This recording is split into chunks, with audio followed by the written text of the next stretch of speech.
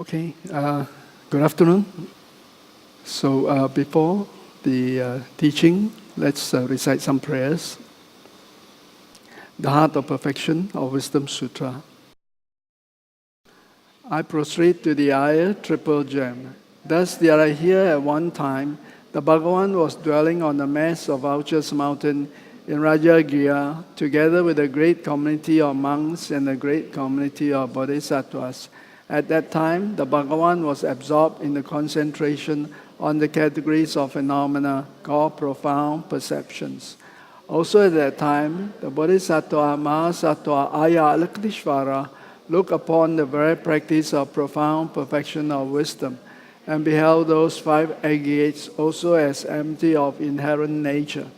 Then, through the power of the Buddha, the Venerable Shariputra said this to the Bodhisattva Mahasattva Avalokiteshvara: how should any son of the lineage train who wishes to practice the activities of profound perfection of wisdom?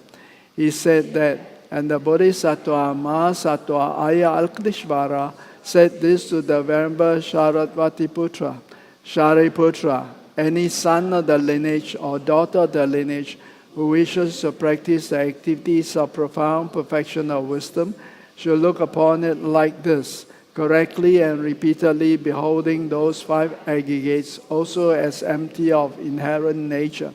Form is empty, emptiness is form. Emptiness is not other than form. Form is also not other than emptiness.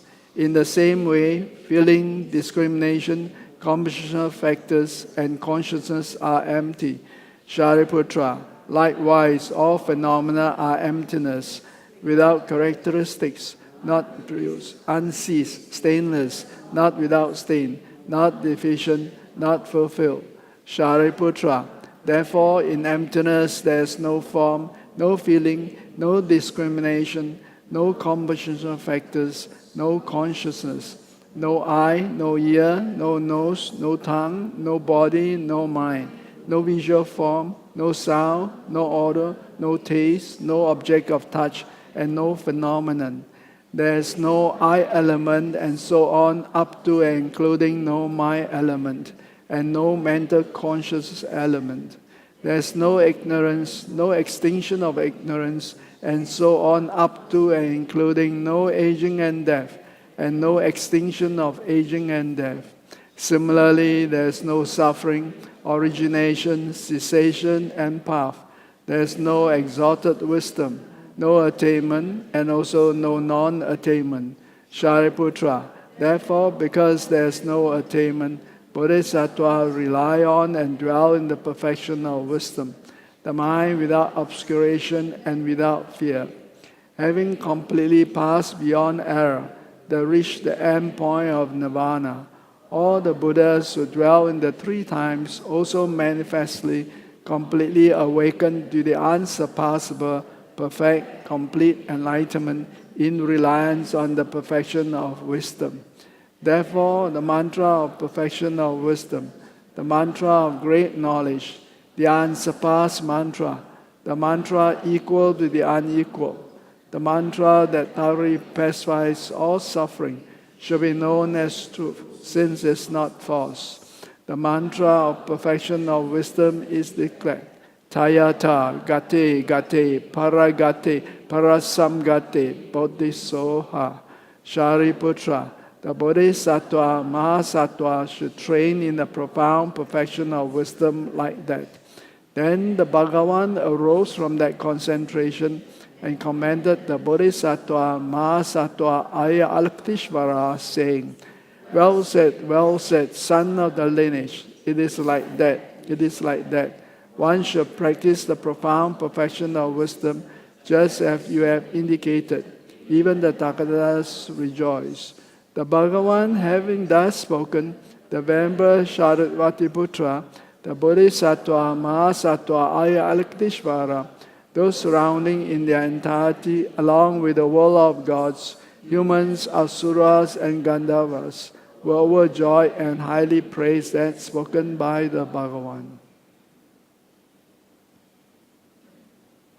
Next, we take refuge and generate bodhicitta. I go for refuge until I am enlightened to the Buddha, the Dharma, and Supreme Assembly. By the merits I create through listening to the Dharma, may I become a Buddha in order to benefit all sentient beings. I go for refuge until I am enlightened to the Buddha, the Dharma, and Supreme Assembly. By the merits I create through listening to the Dharma, may I become a Buddha in order to benefit all sentient beings. I go for refuge until I am enlightened to the Buddha, the Dharma, and Supreme Assembly. By the merits I create through listening to the Dharma, may I become a Buddha in order to benefit all sentient beings.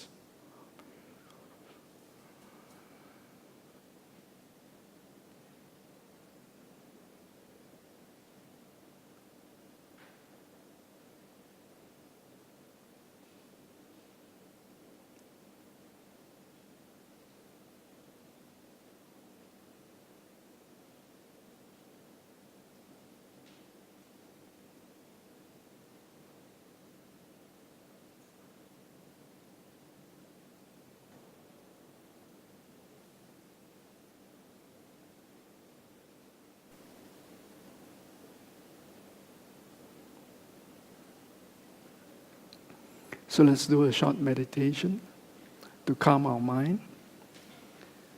So kindly sit in the meditation posture. Straighten your back.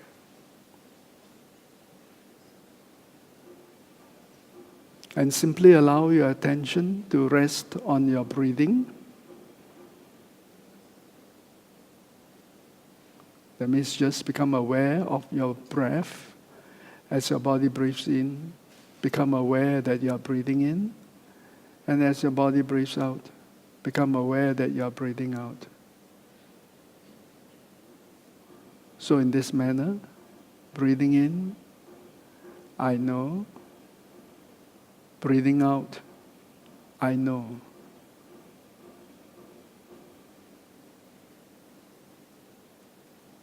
And simply allow your mind to rest in that state of awareness of your breath.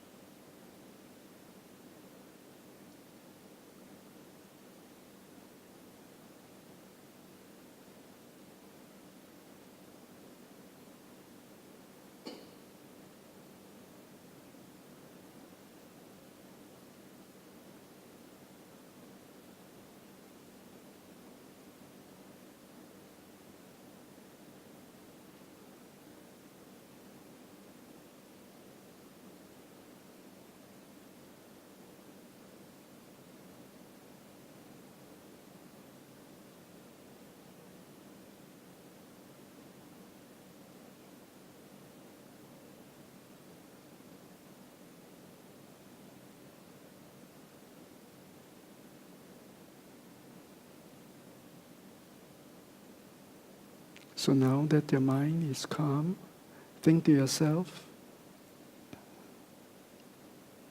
the most meaningful way for us to live our life is to use it to benefit others. And the best way that we can benefit others is to help them move away from suffering, and guide them so that they're able to enjoy happiness. Not only temporal happiness, but also eternal happiness. In order for me to be able to do that, I have to first attain this fully enlightened state myself. And for that purpose, I'm here today to listen to this teaching in order to attain full and complete enlightenment for the benefit of all sentient beings.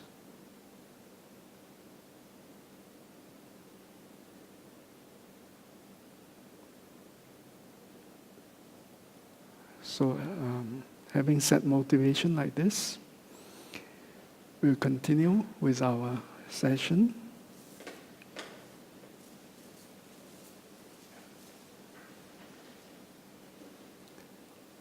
A quick review of the previous session. We talked about practicing or realizing wisdom in Dharma practice. Because when we say we practice Dharma, effectively it can be summarized into two aspects.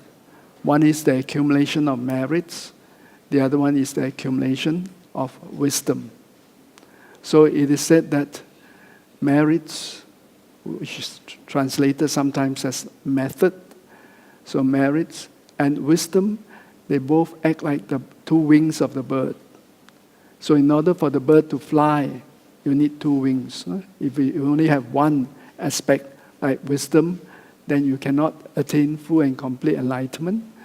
If you only have method, like bodhicitta or compassion, you cannot even attain liberation, not to say enlightenment. So therefore we need two to be there, complete. So when we talk about the wisdom aspect of the Dharma practice, it is to cut our ignorance of grasping at the inherently existing self. This our ignorance is something which we all have since beginner's time. It is always there, all right? It's the confusion that we have that when we perceive something, when our mind perceives something, we somehow perceive them as real, that it is there on its own. While that's only a perception, by itself is not a problem, but because of our confusion, because of our ignorance, we believe that it is true. If we perceive that it's real, but if you don't believe it, then it's still okay. Our problem is that we perceive it as real. Perceive means either see, hear, smell, taste it, or think about it. That's perceptions. So we perceive it as real, and then we believe that it is real. So that is the mistake. That is the ignorance. That is confusion. And because of that, believing that that is real, existing on its own side, we grasp onto it. We hold on to this perception, thinking that this is the reality. And when we grasp onto this without letting go, we create what I call me and you, I and mine. So like this. So as long as we have this ignorance of grasping at things as truly existing on its own side, then we will be trapped in this cyclic existence. Due to our confusion, we are just like running around in circles. So therefore, in order to break this circle, in order to break this cyclic existence, we have to develop the opposite. We have to clear the confusion. We have to clear the ignorance. That means we have to develop the wisdom. This wisdom is a direct antidote of ignorance. When your ignorance is high, means your wisdom is low. When you slowly develop your wisdom, then ignorance will go down. So when we are able to develop this wisdom of directly perceiving how things really are, how they actually exist, that means the reality of the things, from the wisdom aspect of it, then we will cut the root of samsara. And therefore, on this basis, we will attain liberation. That means once and for all, we don't have to take rebirth anymore under the control of delusion or karma. So that is the purpose of Dharma practice. All right? So be very clear, when we practice Dharma, that is our ultimate goal. Dharma practice is not just being about a good person, helping here, helping there. These are aspects of it, but that's not the ultimate goal. Right? That's what makes Buddha Dharma so special. Because you think that, oh, I'm a Buddhist, I practice Dharma, why? I do a lot of social projects, I help here, help everybody, and do all sorts of things. Hey, you think only Buddhists do that, man? Everybody else does that. Whether they have spiritual tradition or not. Christians do that, Catholics do that, Islams do that, Hindus do that, and even people without religion also do that. So what's so special? What's the differentiation between us Buddhists and other non-Buddhist practitioners?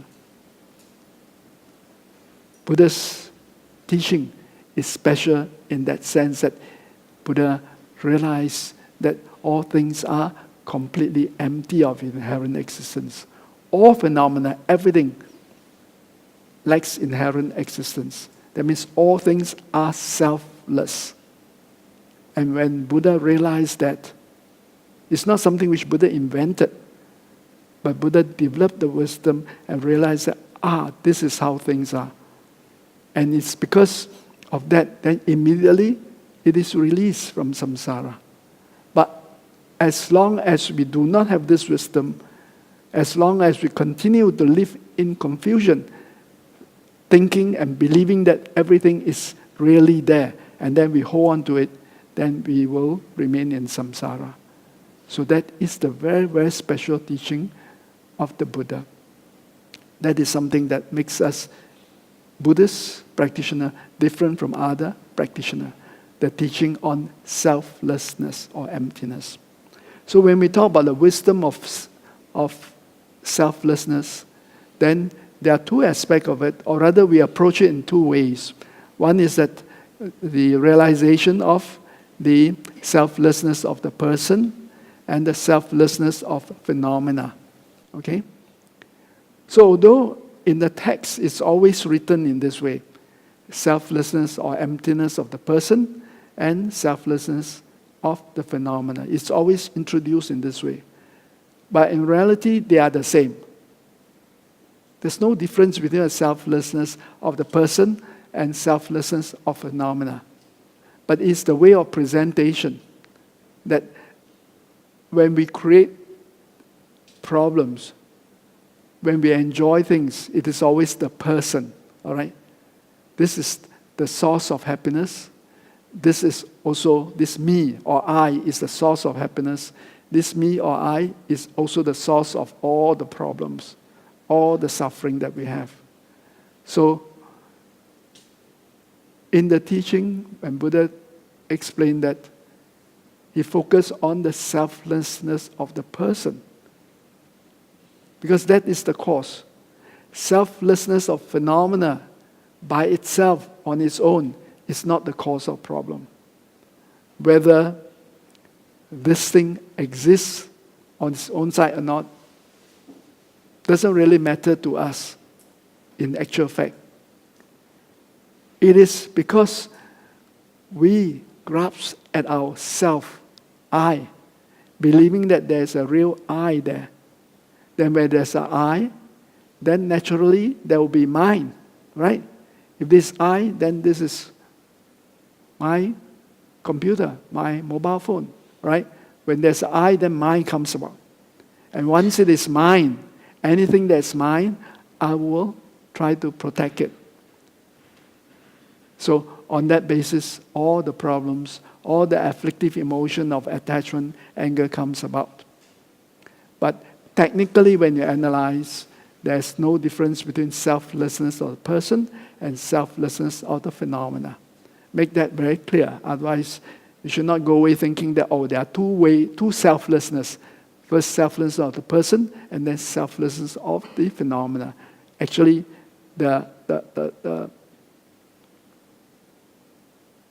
concept or the approach is the same, all right? So, but for analysis purposes, it is good to start with the selflessness of the person. And this is what we did last week.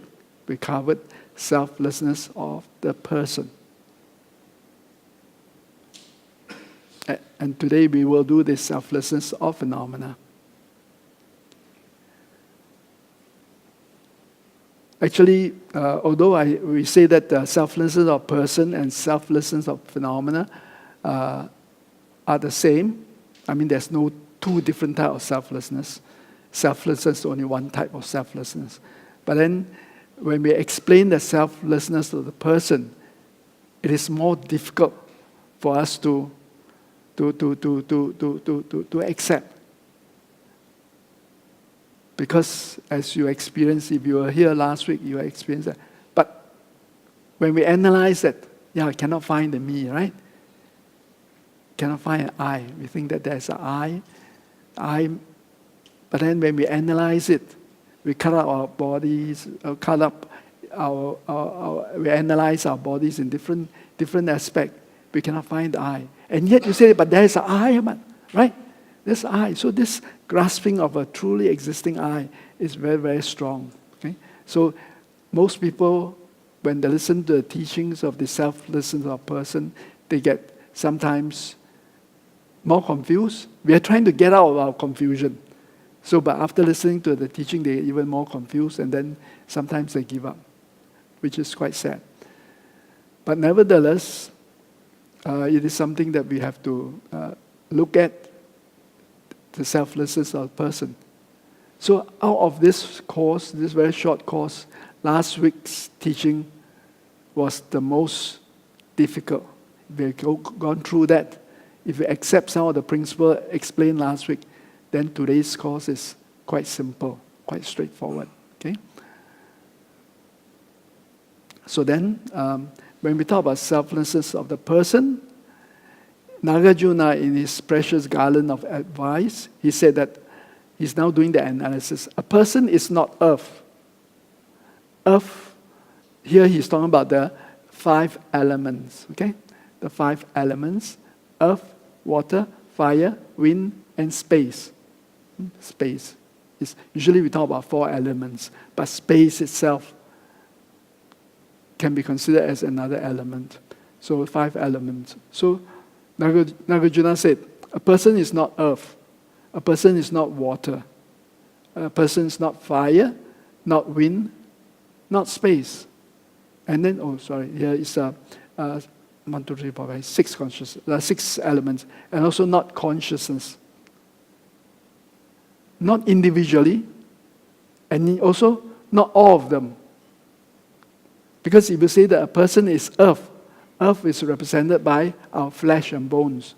So if we take out our flesh and bones, then that's me, right? But then we know that that's only our flesh or bones, it's not me. So therefore, I is not our flesh alone. I is not our blood, water means blood, alone. I is not our body heat alone. I is not our breath, our air inside alone. I is not the space inside the body alone. And I certainly is not just a mind alone. Right? So then, I is not singularly alone. And yet also, when you combine this together, body and mind complex, as we explained last week, I is also not all of them together. So when you analyze like this, what person is there other than this? Where is the I? There's no I. And yet there's the I.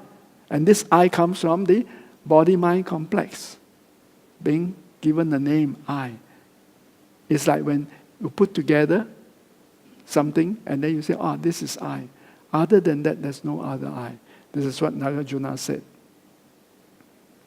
Buddha said, just as a chariot is verbalized in dependence on collection of parts, so conventionally a sentient being is set up depending on mental and physical aggregates.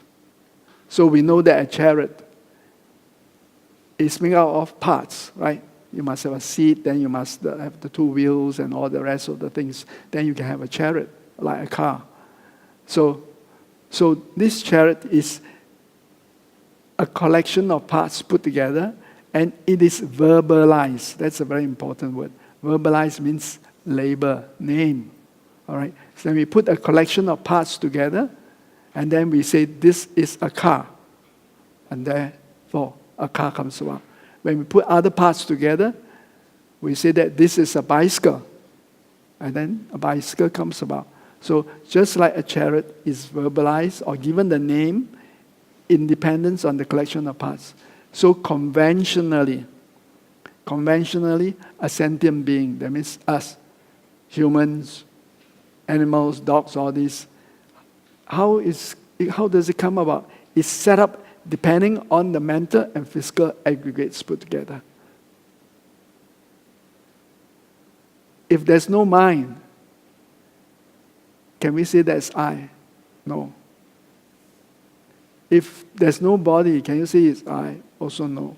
So sentient beings is an aggregate of mental and physical aggregates put together. And on that basis, then comes I, right?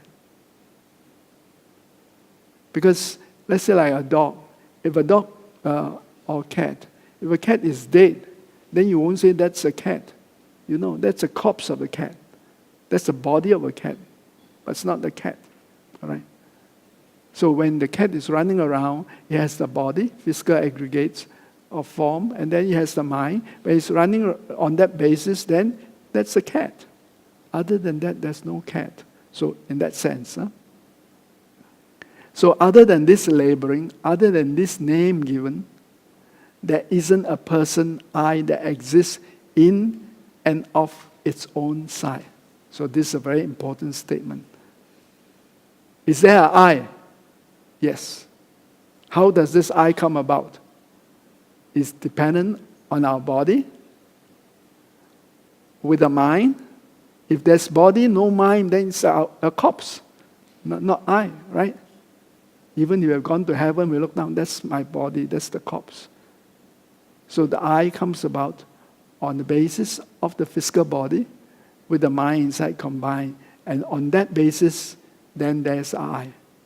Other than this way, way that I comes about, when you search for the I, if you look for the I, you look for a truly existing I that is there on its own, you cannot find such an I. So therefore, the I is selfless. Okay? That means there isn't an I that can exist on its own side without depending on others, other factors. Therefore, it is selfless. So this is what Buddha said. So this is what we covered last week. Right? As I said, just a short revision, but it does show that it is a little bit, it needs time. You need to contemplate on the meaning, all right? And not only that, you need to meditate on it. So now we're going to expand it further. We're going to talk about selflessness of phenomena. So Buddha himself told us the approach, how we approach this. So Buddha in the King of Meditation Sutra, Samadhi Raja Sutra, King of Meditation Sutra, Buddha said, just as you have come to know the false discrimination of yourself, apply this mentally to all phenomena. So, first two lines. So, Buddha is saying that now that you have done a meditation, you have come to understand how this I is not real. It is a false discrimination. We think that there's a real I, but now we understand there's no real I. So, using the same method, apply this mentally to all phenomena. Right? Using this same approach, the way we did the meditation last week, apply it to all phenomena. Then Buddha said, all phenomena are completely devoid of their own inherent existence, like space. So this is a statement Buddha said. All phenomena are completely devoid of their own inherent existence. So when he says all phenomena are completely devoid of their own inherent existence, Meaning what? All phenomena are empty. All phenomena are selfless. Okay? Always these two terms you must always correlate. No? When you hear something that is devoid of inherent existence, that means something doesn't exist by itself.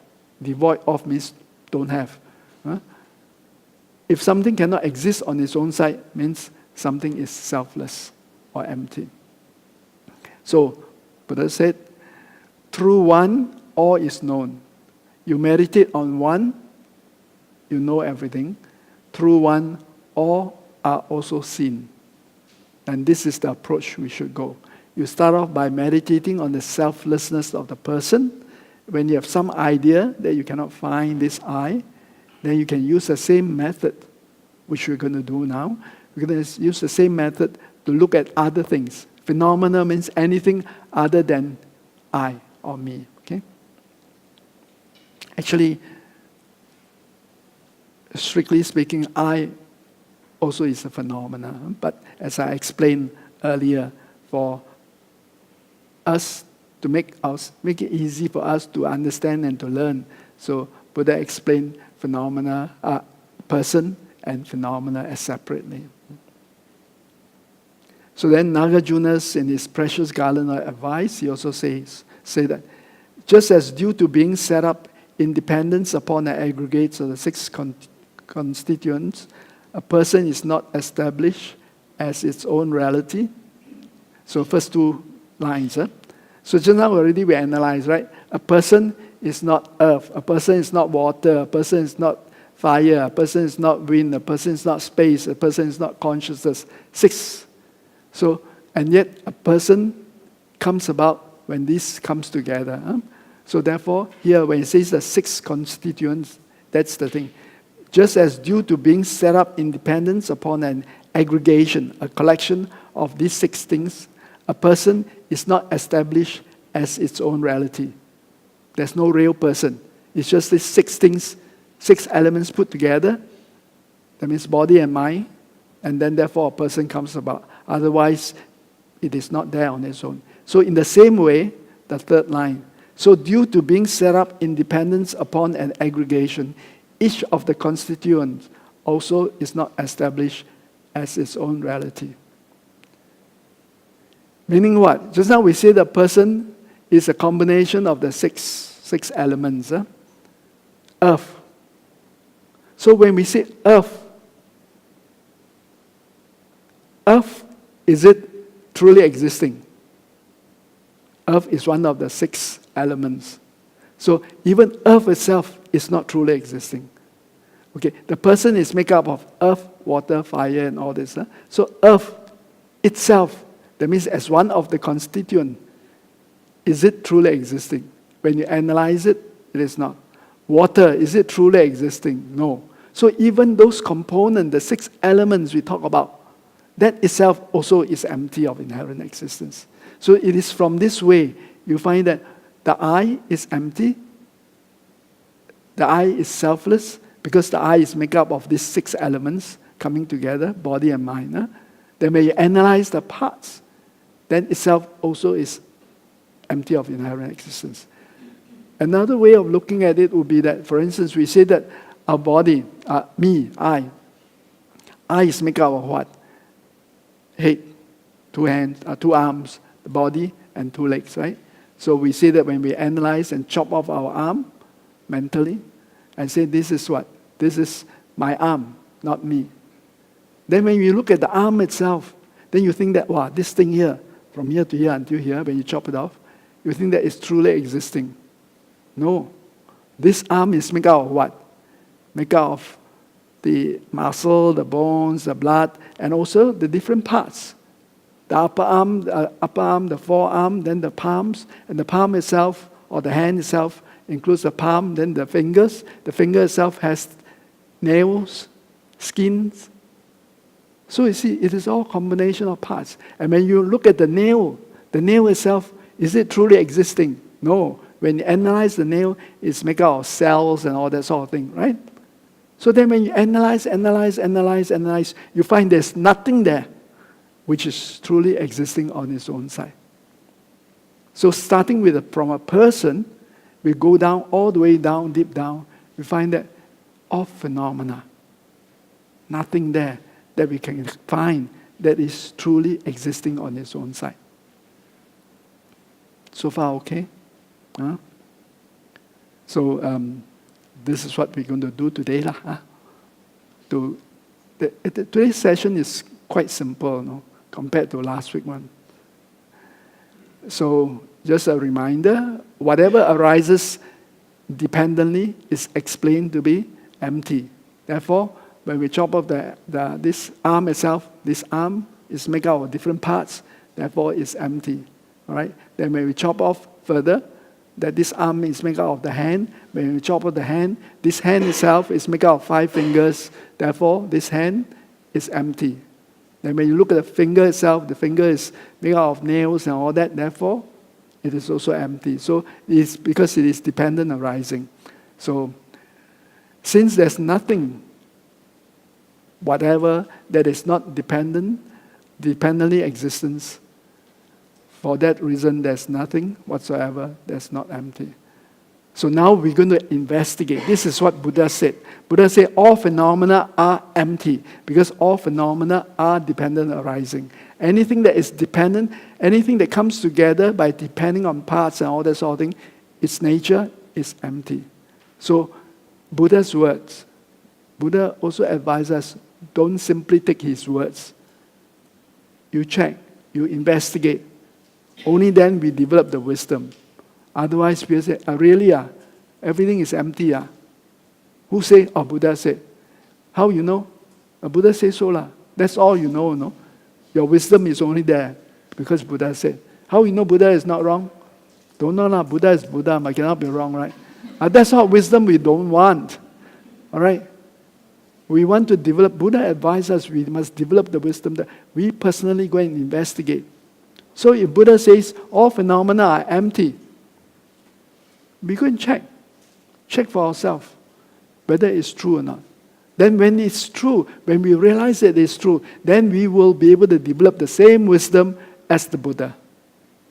Otherwise, it is not our wisdom. It is what we hear only. Right? So this is the practice of a Dharma practitioner. So also in this Mahasatipatthana Sutra, which is the great discourse on the foundation of four mindfulness, it is actually explaining using developing the four mindfulness, but it can be extended to the mindfulness of the lack of inherent existence of the phenomena also. So in that sutra, which is a very important sutra in terms of the practice, Buddha actually explained how to develop the mindfulness on using the body. Mindfulness of the body, mindfulness of the feelings or sensation, mindfulness of the mind or consciousness, and mindfulness of the elements of Buddha's teaching. That means even there, Buddha explained that you should analyze Four Noble Truths. What is the Four Noble Truths? What is the Eightfold Noble Path? All this you actually have to go in and see its nature. Then ultimately you find that it is not truly existing on its own side. So okay, so far the explanation finished. Clear on this? Simple. Today really simple. So just relax and think this. It is just relax and do the meditation, okay? So this meditation, not so difficult, not like last week, but just a lot of reasoning, okay? It is what I call analytical meditation to look for intrinsically existing thing or phenomena. Now the difference is that why we need to go through this meditation. Although just now we say that, when I read out the statement, Buddha said that all phenomena are empty, do not have inherent existence. Some of you nod the head, as though we agree. But we may agree to a certain extent, but our acceptance of that statement, all things are truly empty, lack of inherent existence, that acceptance is very superficial. We need to go deep inside. That means we need to investigate everything we see. So then, just go through very quickly this meditation.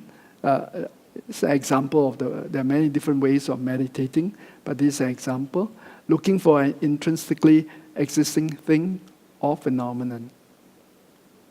So firstly, you select an object and look at how this object appears to you. So any object. Sometimes if in front of you, at home, if you have a flower, you look at a flower. Sometimes you arrange some flowers in your house. Then you say, wow, nice flowers. Then you look at the flower. Now there's no flower. Then you look at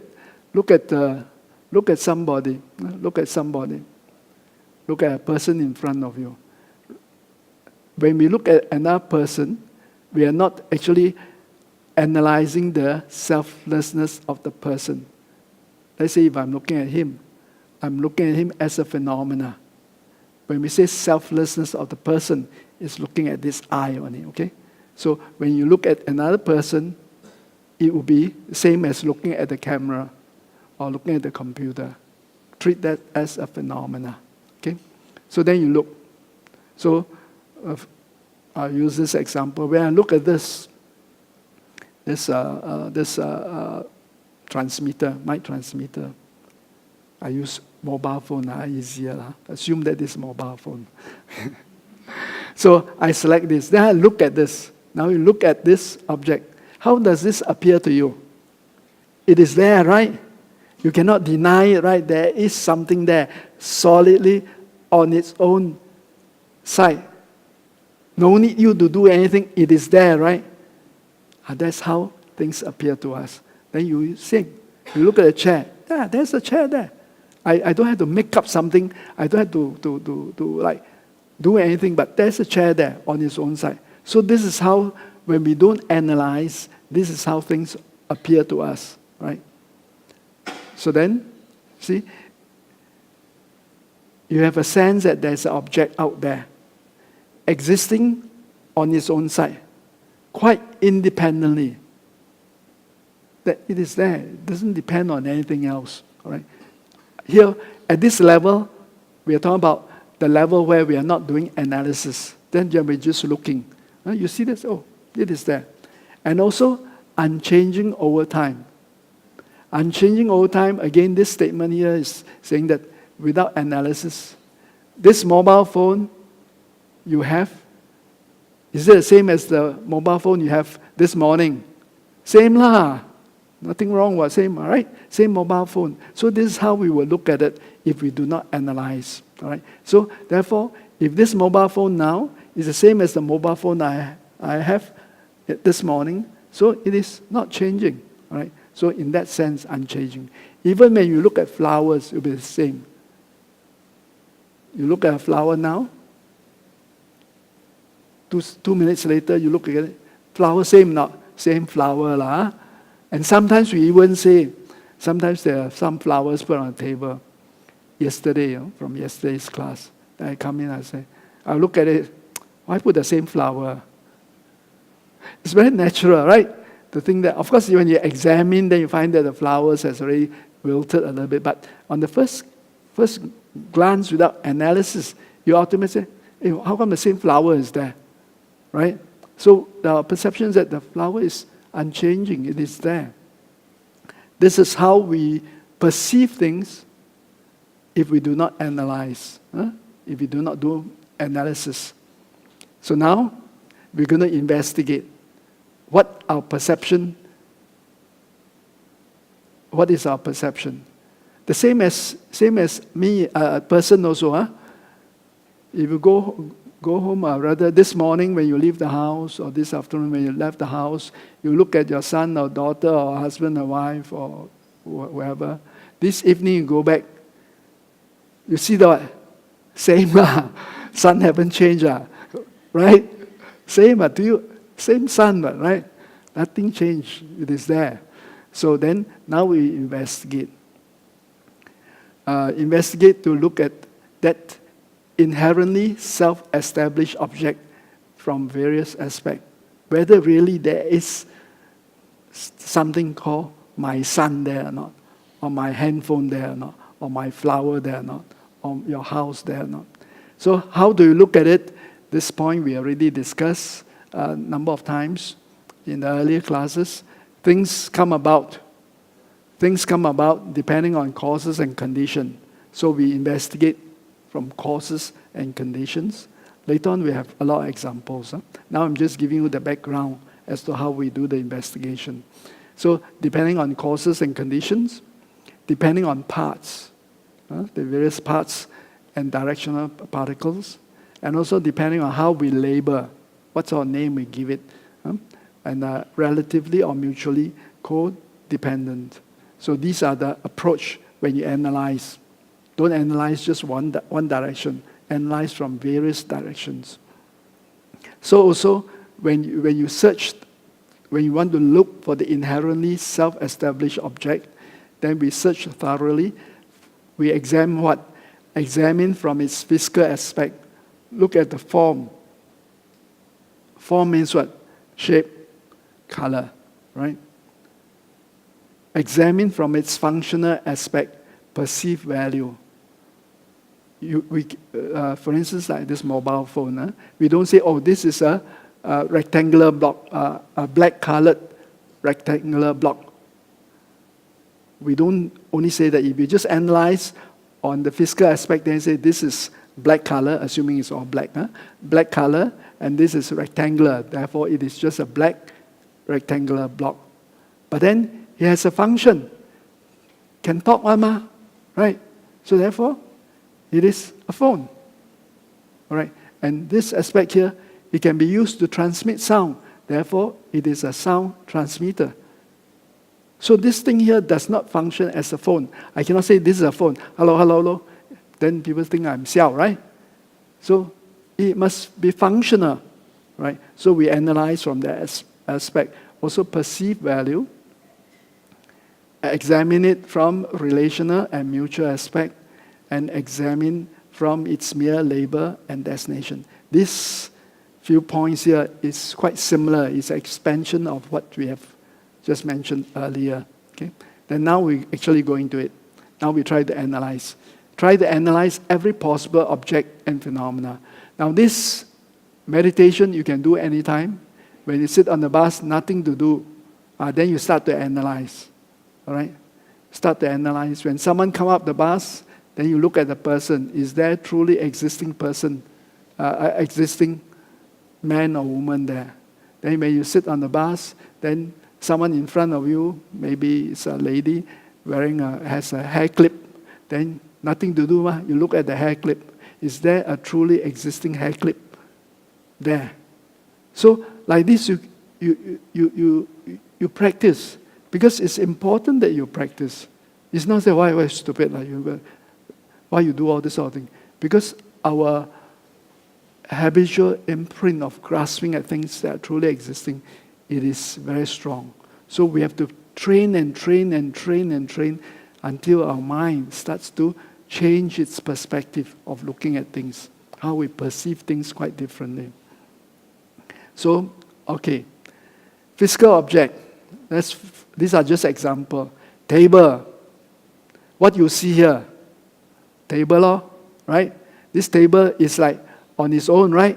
By itself, existing on its own side. Nobody is disturbing it, therefore there's a table there. Then when you look at it, analyze the table, is there really a table there? You break it up into parts. So on this basis, there's a top, and then there are, assuming 4 legs, there are 4 legs. Then you break it up, so only got 5 parts. Maybe you got a bit more, like got nails and all this. Simplify, 5 parts. 1 flat thing with 4 poles. Where got table? Don't have table, right? So it is when these 4 things, these 5 things are put together, and it must be put together in the right way, no? Okay? If you put together somehow in a different way, then if this thing doesn't function as a table means you must be able to put things. You end up cannot put things, and then why you call it a table? So therefore the parts must be assembled in the right way so that it functions. It has a function as a table. Then on that basis, we give it a name, table. Why? Because I put things, right? Then similarly, things like this. If I were to, next session, you come in, we remove all the chairs and only put all these, many of these outside there. And then you come in and say, oh, please sit on the chair. Then you will be sitting up on this sort of structure like Buddha, like this, all sitting there. Then this become what? A chair. You label it a chair because it functions as a chair. But I cannot give you something which you cannot sit and say this is a chair. Then you say, where you got chair? Because when you say where you got chair, your idea will be that there's nothing that I can sit on. Therefore, there's no chair. Right? So, therefore, it's labeling. So there's the parts, explain the parts. Then there's the name given to it. Because it functions as a table, therefore we give it a name table. Then also there is the causes and condition. How does this come about? This come about, assuming this is wooden. So this come about, there must be tree to give you the wood. So it comes all the way from the forest, the tree. Somebody must cut the tree.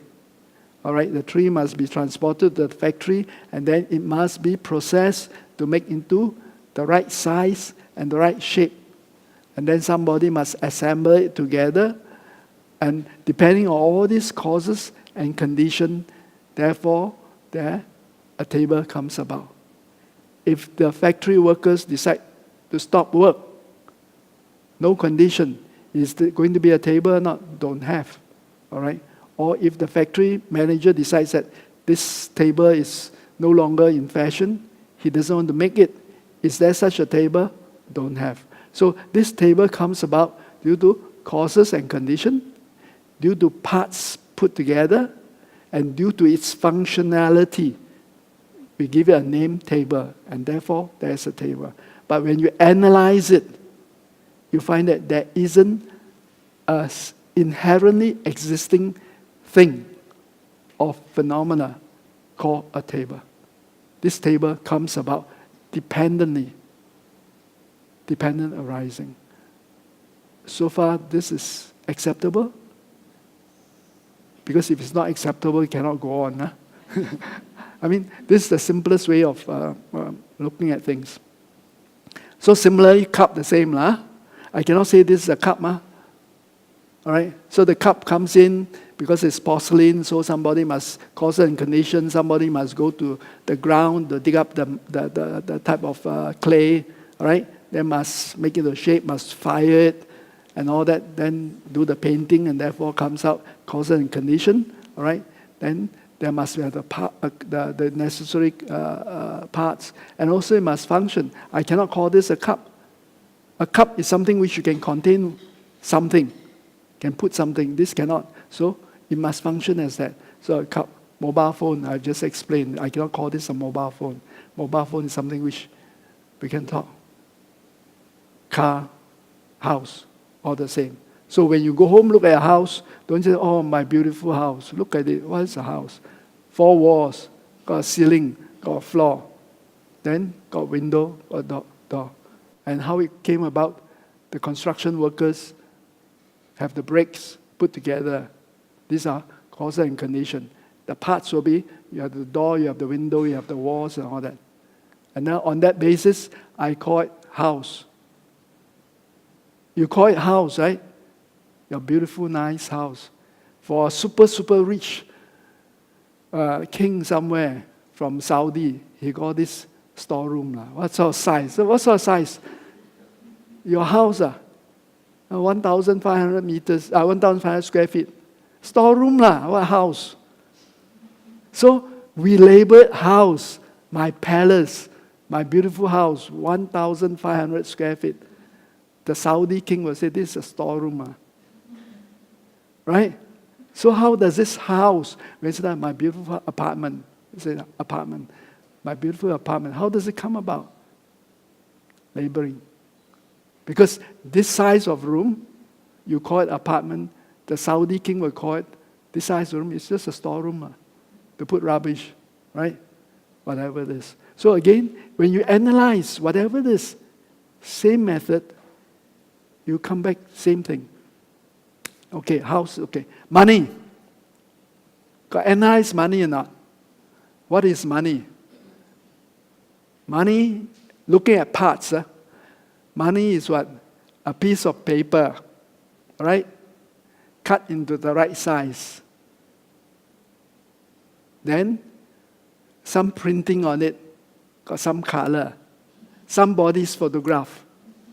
That photograph depends on where. So somebody's photograph and maybe somebody's signature. And then there's the numbers. The number 100. On that basis, then there must be also so-called the country name. It's a label. Singapore. So also on that basis, then it must be functional. Functional here means being recognized by the community. That all the people in Singapore agree, this is $100. And on that basis, $100, the value comes about. Tell me what's the difference between a $100 note, which is red color, and a $10 note? Perceived value. Right? Okay, like you can say maybe the paper quality is a bit different and all that. But in reality, if you look at it, it's just perceived value. This one is $100 because it's a bit bigger. This one $10. But when you analyze it in reality, it is the same. And in fact, there is no $100, no $10. So, got money or not? Money don't really exist. So when you have no money, the time you think like that, okay. Money don't really exist. But because of all this, causes and conditions, there must be the paper or the plastic, whatever. Now they're using plastic as a base. Then there must be the factory printing and all that sort of thing. So the causes and conditions comes up with this, all right? Then after that, it's being labeled by the community and say, this is $100. So $100 come out. So this is how things are empty. Money is empty. On the ultimate level. Remember when we talk about emptiness, we are always examining on the ultimate level. So like this, you can analyze. All right? Go home, take out your piggy bank, and then put all your dollar note or whatever coins there. Best ask your children. Sometimes your children are very, very attached to the money. And they say, show me where is the $10. They can only point. They can point to this piece of paper and say this is $10. But there's no $10 there in reality, ultimately. Then, of course, these are physical objects. Then phenomena. We look at clouds, we look at rainbow, look at earthquake, look at sound. Time. Emptiness of time. Time is empty or not? Remember when we say empty, we're not saying that it doesn't exist. We say that when things are empty, means it doesn't exist on its own side. That means the way it exists got time or not? Of course got time. We're going to try to end at 4 o'clock. So that's the time. So how does this time come about? Time is making out what? Past, present, and future. Past moment, present moment, future moment. The time now is dependent on the time that was one moment earlier. And depending on the next moment that comes. That's the time. Therefore, time itself also is lack of inherent existence. Time itself also is selfless. It is dependent on the past. If there's no past, how can it be the present? If there's no present, how can it be the future? Future means not yet come, right? Coming soon. And that future itself, when it comes, it becomes a present. And the present now, in one moment, it becomes a past. So, past, present, future, all these are just flowing. A flow of an event. That's about it. So it doesn't have an inherent existence. So it gets very profound. Okay, we are not going to go into that. Then we talk about the relativity, like father, mother. We already said, right?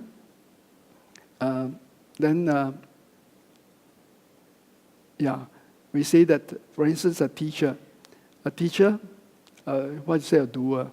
A teacher, to be a teacher, you must teach. If the person doesn't teach, then the person is not a teacher. Of course, we use generally speaking. We say, oh, that person is a teacher. Why? Because his job is that he teach.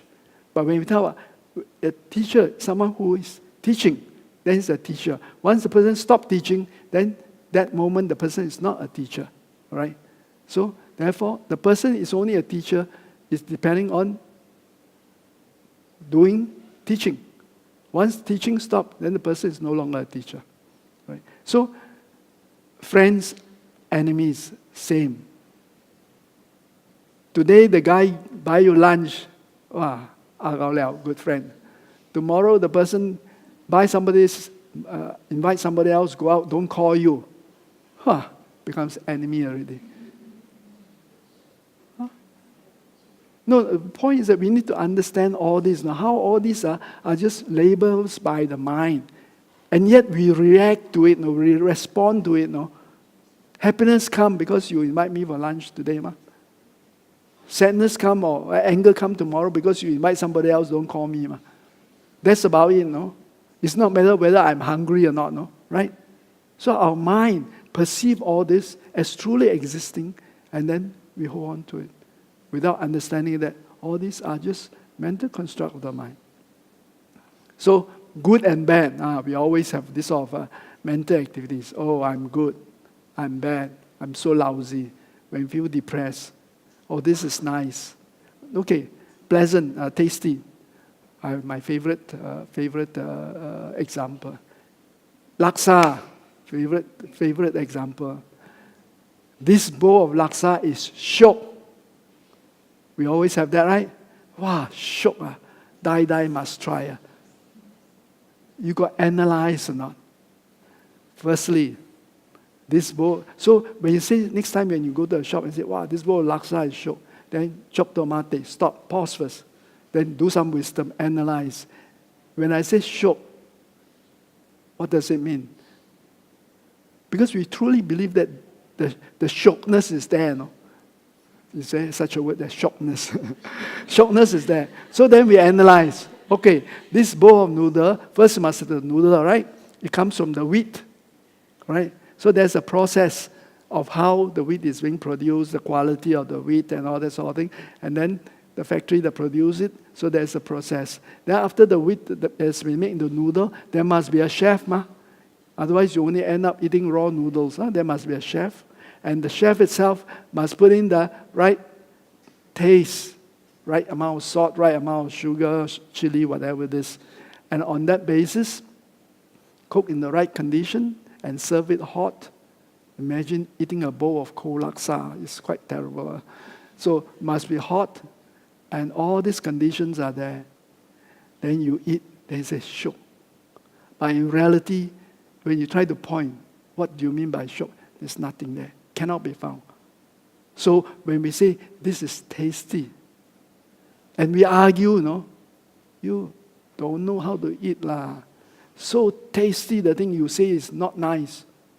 And then we hold on this, remember, just our own concept. And we hold on to it. And then sometimes we get angry, You invite a friend to go and eat and then say, hey, you must try this laksa, real, die must try. Then you invite the friend there, spend the money, and say, so lah. It's a bit it's a bit too saltish, Too much spice, I don't like it. Then you get upset, You don't know how to eat lah. The spice, it must be spicy, it must be saltish, it must be like that. Then we hold on to this concept. of this goodness or tasty laksa, and then we get upset and say, next time I don't ask you to come. Very foolish, right? We understand.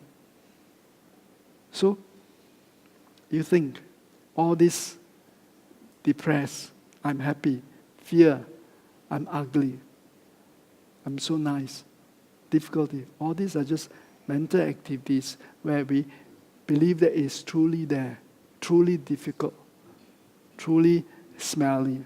Talk about smelly, I must say this. Many, many years ago, I brought a group of students to Tibet.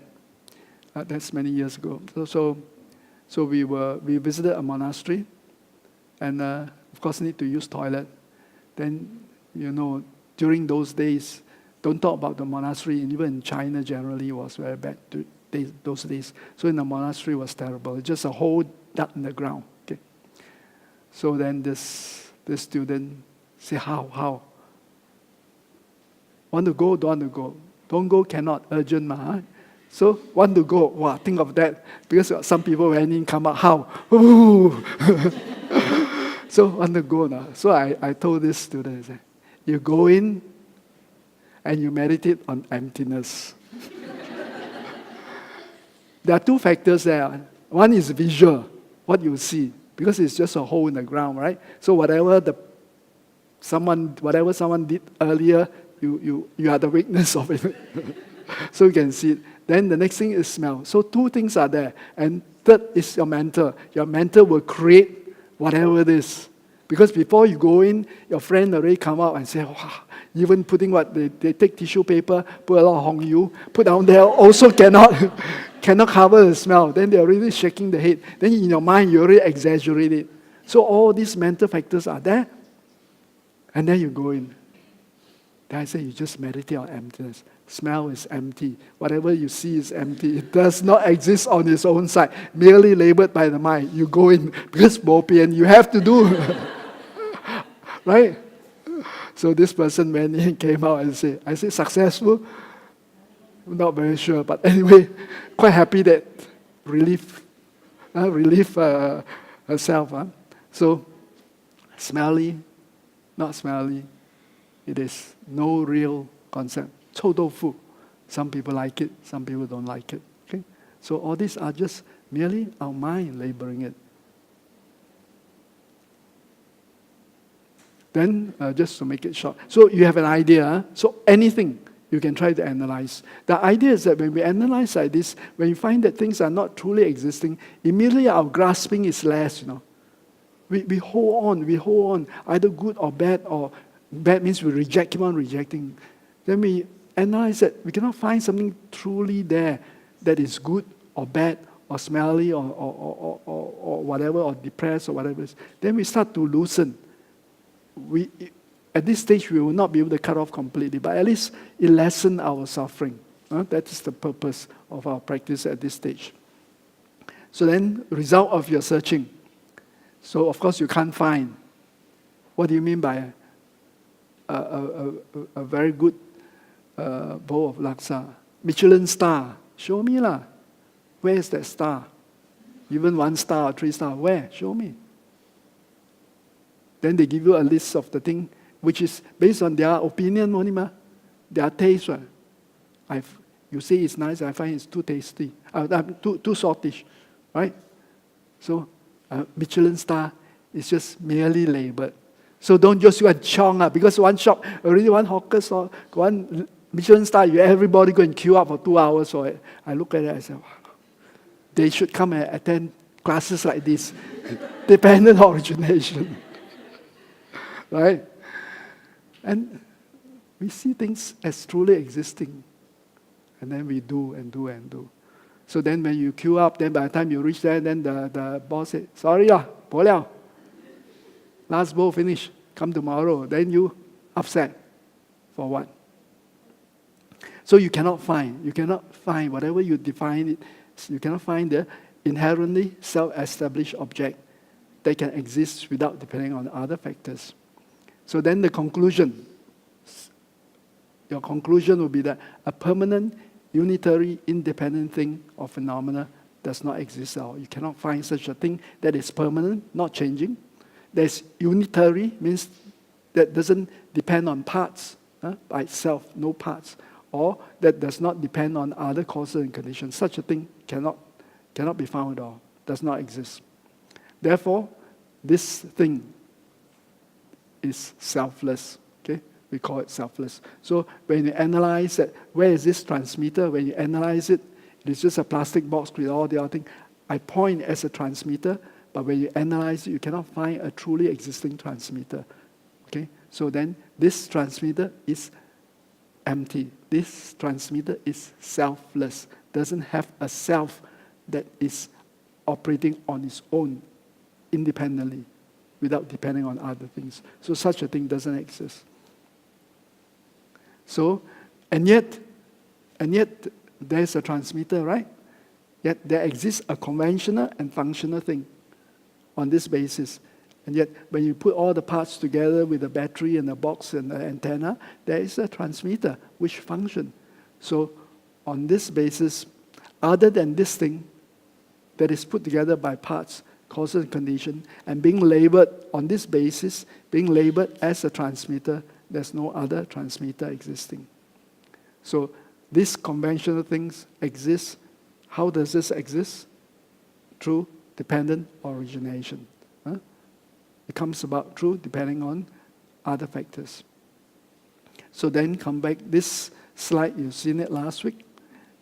Always come back to this, the two truth. Ultimate truth. When we analyze this, ultimately the thing or phenomena is selfless. You cannot find it on its own. It does not exist inherently on its own. Then on a relative level, we call it the conventional truth. This thing does exist, and it's functional. It can transmit sound, all right? And how these things exist? Through interdependent origination, through the batteries, through the electronics parts inside, and through the person who designed. And on that basis, this comes about, the transmitter. Also, remember, because of this, karma exists. Never go about thinking that karma don't exist. Karma is what? Causes and condition. This is dependent origination. So then, on this basis, now you can truly see the real thing. When you look at this, you can see the real thing. So we are asked, Buddha advised us to experience things like an illusion. So what do we do now? You see, is this real or not real? All right. So Buddha says, Buddha in the King of Samadhi Sutra, Buddha says, if in her dream, a young girl has a baby boy who later dies, she feels joy at first, then grief. Know all things to be like this. A young girl, in her dream, she dreamt that she was pregnant, and then she gave birth to a baby boy, and later on the boy died. So when she gave birth to a baby boy, in her dream, she was feeling very happy. Then in her dream, when the baby boy died, she was feeling sad.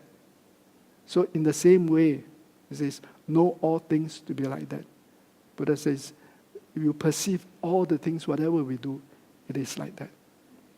That means whether you are bankrupt today or touch Toto tomorrow, it is just like that.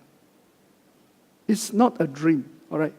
It is not an illusion. You may say that, yeah, in the dream, then nothing happens, all right? In the dream, you touch Toto, then you cannot wake up in the morning and then go and collect money, right? You know that it's a dream. Whereas here, you touch Toto, it does happen. So, and yet things operate on that basis. So it's like an illusion, all right? So this is how Buddha advises us to manage our life like this. Also, in the same sutra, Buddha said, just as a magician makes illusion of horses, oxen, carts, and other things, nothing whatsoever is as it appears. Know all things to be like this. So how, as practitioner, once we understand some have some understanding of dependent origination. How do we see? When we look at something, do we see this or not? Yes. You see it, I see it. Assuming that I'm a magician. I'm a magician. So I do something, then you see this thing coming out. You see it, I see it. So we all see the same thing. But you see it as that it is really there. But I'm the magician. I know what is happening. I know okay. So although I see the same thing as you see, but my understanding, my wisdom is that it is not true. But if you don't have the wisdom, you see the same thing and you believe that it's true. That's how magician does, right? Magician doesn't, there's a tiger coming out, then tiger next to me, run away. No. He knows it's an illusion. All right? So it's not true. So similarly like this, it says, Buddha says that know all things to be like this. So this is where when we practice, right now we are not at that level. When the Bodhisattvas, when they practice up to a certain level, they're able to perceive, they understand, they realize the true nature of things as empty. And yet when they see things, you see like normal person as real. So no need to talk about Bodhisattvas. Even at our level, if we have some understanding and some mindfulness, we can do the same thing. What I see, what you see is the same. Other people see is the same. Then, when you have an understanding that it is not inherently existing, not inherently existing, it does not exist on its own side. But yet it is functional. This is how, so that we will not grasp at it so much. So which means that if now somebody drop $1,000 note on the floor, how? What's your take lah? Of course lah. Don't say it's only a piece of paper with red or $1,000 is white color, purple or what? Whatever. Purple color with 1000 there, not existing on its own side. That's not real wisdom. It is no truly existing $1,000 note, but there is conventionally, relatively operating in this environment. There is a $1,000 note. Take, all right. But you know that this $1,000 note, you bring it to maybe Papua New Guinea or somewhere. Not Papua, let's say somewhere, real Ulu, where their money is what? Seashell. You go until there, you give them $1,000 note, then they use it to light fire. No value, right? They value seashell. So like that, knowing that. So therefore, it only exists on that level. Other than that, there's no $1,000 note. Okay? So this is how we see things. So when we have difficulty, we will not grasp at it. And we are able to release ourselves. So, so again it says, like a magician's, this is how we should view things. Like a magician's illusion, dream, and a moon reflected in water, all beings and the environment are empty of inherent existence. Though not solidly existing, all things appear, like water bubble coming forth in the water. This one you all must remember. Okay, wisdom verse of Zen. Some of the students, we went for a retreat, I've also shared with them already. Interesting. First, looking at mountain, you see mountain. Looking at water, see water. Then, looking at mountain, do not see mountain. Looking at water, do not see water. Finally, looking at mountain again, see mountain. Looking at water, see water. Okay, I used this when I was leading a retreat in Bali. Asked them to look at the volcano. What you see? We sit down there. What do you see? See a volcano lah, right? Very obvious. Everybody see a volcano. So first look is that looking at the mountain, we really see a mountain, and at the bottom of it there was a lake. So you see the water. That's the water. So the first look is that you see it as really there. There's a real mountain, there's real water. Then, second line is you do some analysis through wisdom. Looking at mountain, do not see mountain.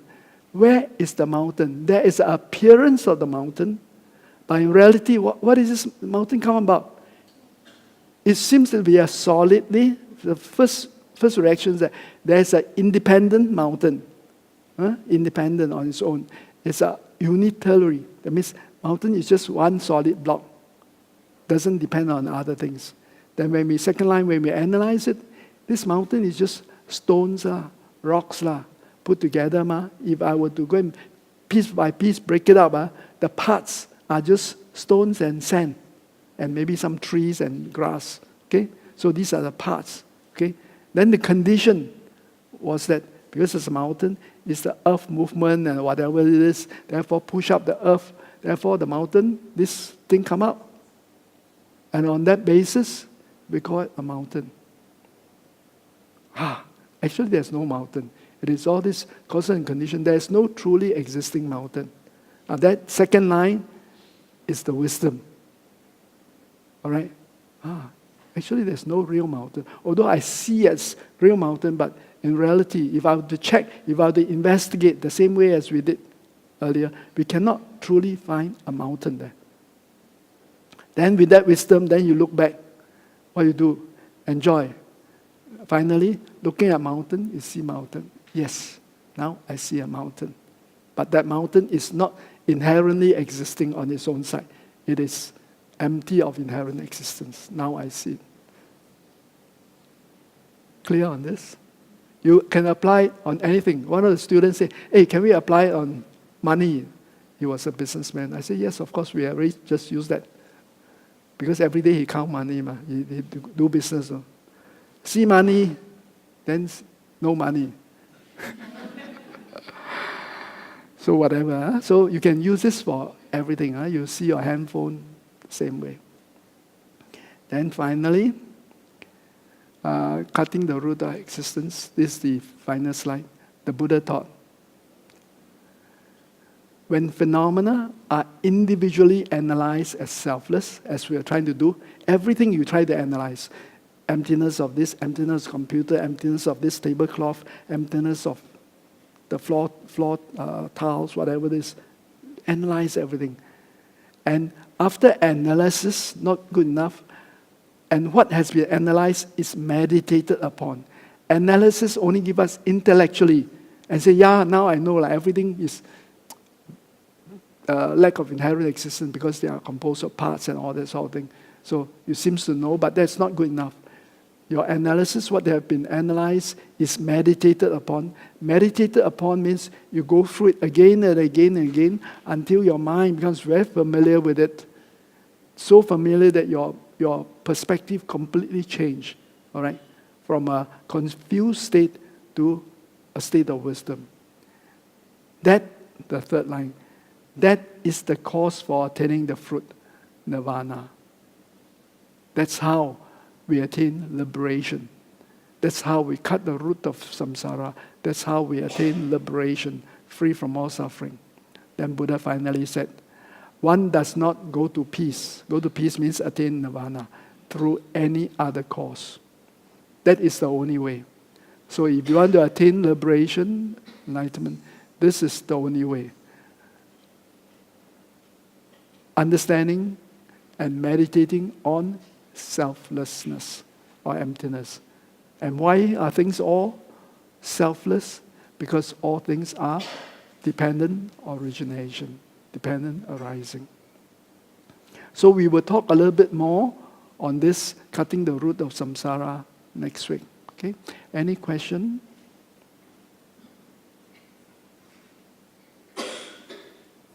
If you still have some doubts as to, not so much a doubt, I think after listening to it, you have some understanding that there are things are not truly existing. The obstacle is that while we understand, but when we look at things, when we respond, it is always truly existing. So that is a habit.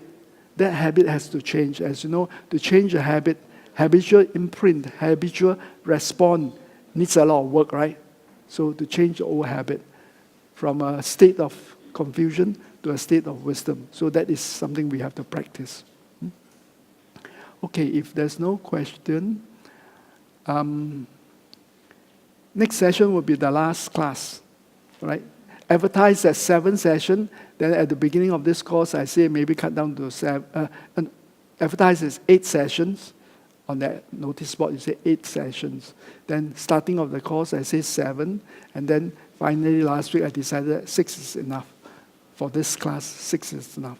Going too deep into it will just create a lot of... it's not suitable at this stage. So I think what is presented over the 6 weeks should be sufficient for most of us to contemplate on, to work on.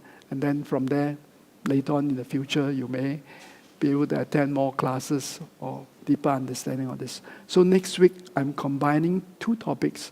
Joyful wisdom, which is supposed to be session 6, and cutting the root of samsara, which is supposed to be session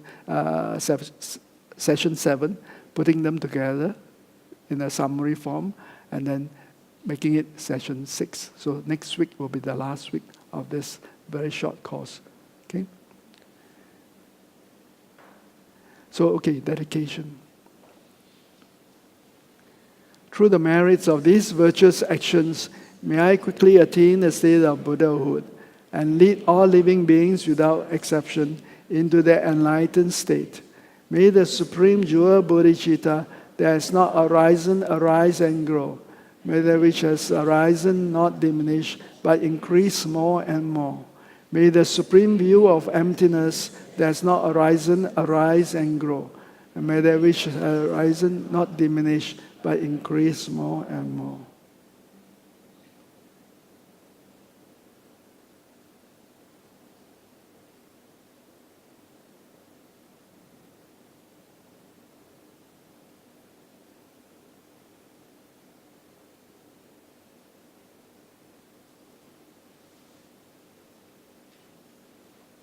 Okay, so thank you very much. See you next week.